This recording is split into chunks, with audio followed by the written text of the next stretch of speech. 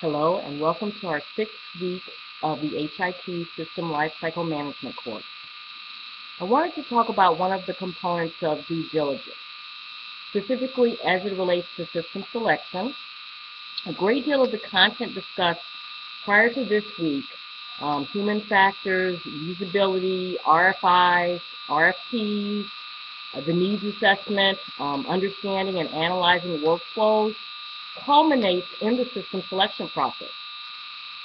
Now, included within the system selection process will be vendor-provided demos or demonstrations, reference checking, and site visits.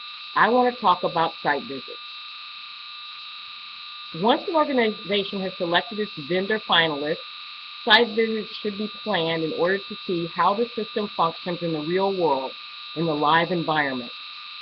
Depending on what type of system the organization is looking to select, as an example, if it's a practice management system, the site visit should be at a medical practice or physician practice of similar size and specialty. If it's an EMR, EHR system for an acute care facility, site visits should be scheduled for hospitals or similar bed size. If it's an EMR, electronic medical record for an outpatient clinic or hospice or a skilled nursing facility or a home health agency, then the site visits should be at a like facility. Does that make sense? Also, the systems being viewed during the site visit should be, if at all possible, the same version running on the same platform that the potential new system will be running on. So an example is Meditech is one of the vendors in the healthcare information, in the healthcare EMR market. There's 3 different platforms. There's Meditech Magic, Meditech Client Server, and Meditech 6.0 or 6X. So within those platforms, depending on whether or not the organization is up to date on its versions, the version of Meditech Magic, Client Server, or 6X will vary. The site visited should be on the latest and the greatest version so that the team can see the most up-to-date functionality that's not beta. So the group that goes on the site visits needs to take all this into consideration in order to make the best evaluation of the system in the live environment. It's the same with the EMR vendor, Cerner. They recently were awarded the DoD contract for its new EMR. So Cerner sells a full-blown, all the bells and whistles EHR EMR for medium or large acute care hospitals and a light version for critical access hospitals or hospitals under 100 beds.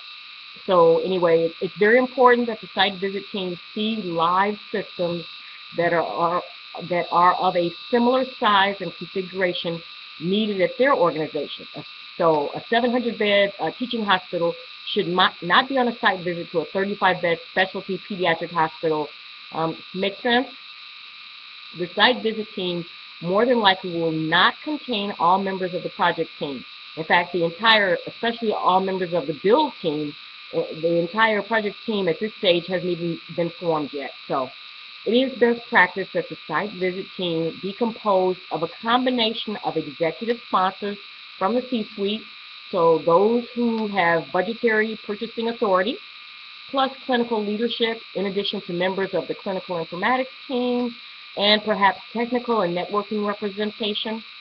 The site visit team should speak with clinicians and observe end users actually using the system. Team members should speak with their counterparts at the site they are visiting. The physician on the site visit team speaks with physicians and providers at the healthcare organization being visited. Nursing speaks with nurses at the site. The technical folks, the CIO, speaks with their counterparts, etc.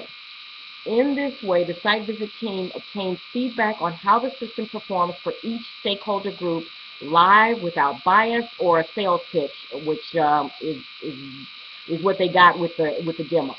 So the site visit is not orchestrated like the vendor-provided demo.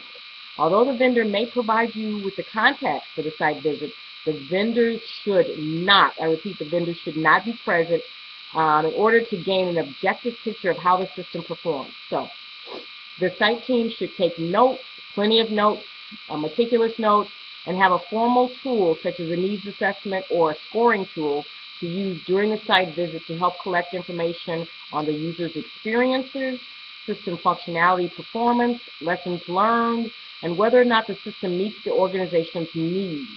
So numerous questions should be asked, including, would your organization choose this system if they had it to do over again? And that's a big one. So again, much of the pre-work, human factors, usability, performing workflow analysis, process analysis, the completion of the RFIs, the RFPs, will inform the system selection process and specifically the site visit. So thank you.